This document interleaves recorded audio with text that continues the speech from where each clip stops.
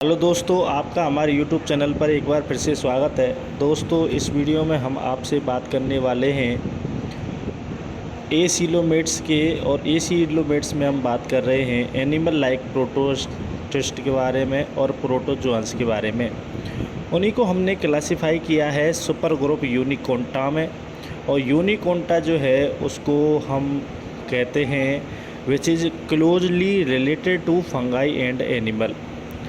और इसके भी जो है दो लार्ज ग्रुप होते हैं जो प्रोटिस्ट को डिवाइड करते हैं। एक तो है अमीबोजोआ जो कि अनरैंक्ड होता है, और दूसरा है ओपिस्थोकोंटा। ओपिस्थोकोंटा होता है दूसरा वाला।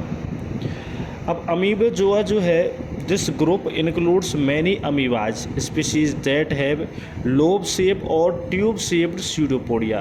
तो इनके जो स्यूडोपोडिया होते हैं वो कैसे होते हैं, या तो लोब शेप होते हैं या फिर ट्यूब शेप के होते हैं। अमीबोजोन्स इंक्लूड स्लाइम मोल्स, ट्यूबुलिनिड्स एंड एंटमीबोज।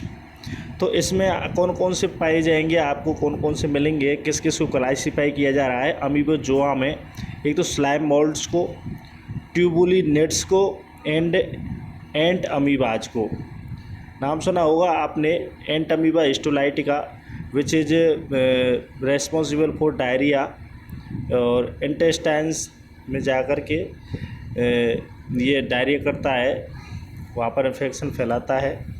ठीक है, तो अब उसी जो अमीबोजोआ की बात करते हैं हम, उसी का फिर अलग से क्लास है। यूनिकोंटा क्लास अमीबोजोआ है, और उसकी फिर से फर्दर क्लास है, सब ग्रुप है, और उसका नाम है class Myxogastria.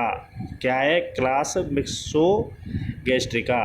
This group includes the plasmodial slime moulds that grow to form a mass called plasmodium. तो प्लाज्मोडियल जो हैं स्लाइम मोल्ड्स होते हैं, उनका मास जो है वो इकट्ठा होकर के वो एक प्लाज्मोडियम का निर्माण करते हैं। यानी ज़्यादा से ज़्यादा स्लाइम मोल्ड्स आपस में जुड़ करके एक प्लाज्मोडियम, एक संरचना बनाते हैं। विच में भी सेवरल सेंटीमीटर, जो कि कुछ सेंटीमीटर से लेकर के डायमीटर उनका और ज़्यादा हो सकता है। Which is not multi cellular but multi nucleate. यहाँ पर ध्यान देने वाली बात है, ये जो मास होता है ना, ये एक ही सेल के अंदर होता है। तो ओनली सेल होगी, लेकिन बट उसमें क्या रहेंगे, बट न्यूक्लियस जो होंगे वो मल्टी न्यूक्लिएटेड होंगे। बात समझ में आई कि नहीं आई? न्यूक्लियस कैसे होंगे? मल्टी न्यूक्लिएटेड होंगे, यानी न्यूक्लियस ज़्यादा होंगे, सेल तो एक ही रहेगी। वो जो मास जो आपको दिख रहा है उसमें ज़्यादा सेल नहीं है। इट फीड्स बाय स्यूडोपोडिया, और इनका जो भोजन है वो स्यूडोपोडिया के द्वारा होता है। व्हेन इट लैक्स न्यूट्रिएंट्स, जब न्यूट्रिएंट्स की कमी होती है तो इट और stop growing but gives out fruiting bodies which function in sexual reproduction. तो ये जो है सेक्सुअल रिप्रोडक्शन इसका होता है फ्रूटिंग बॉडीज़ के द्वारा। लेकिन ध्यान देने वाली बात होती है, ये ऐसा कब करता है? ये तब करता है जब इसके पास खाने पीने का कुछ नहीं होता है। मतलब बात ऐसी है कि ये फ्रूटिंग बॉडीज़ को निर्माण करके जाता है, और उनको इस वजह करके जाता है, चलो मैं तो मर रहा हूँ, लेकिन ये मेरे बच्चे जो हैं ये कुछ ना कुछ जिंदे रह जाएंगे। जो बॉडी मेरी बचेगी उसको खा पी करके ये मतलब जिंदे रहेंगे, और कुछ ना कुछ ये बढ़ेंगे।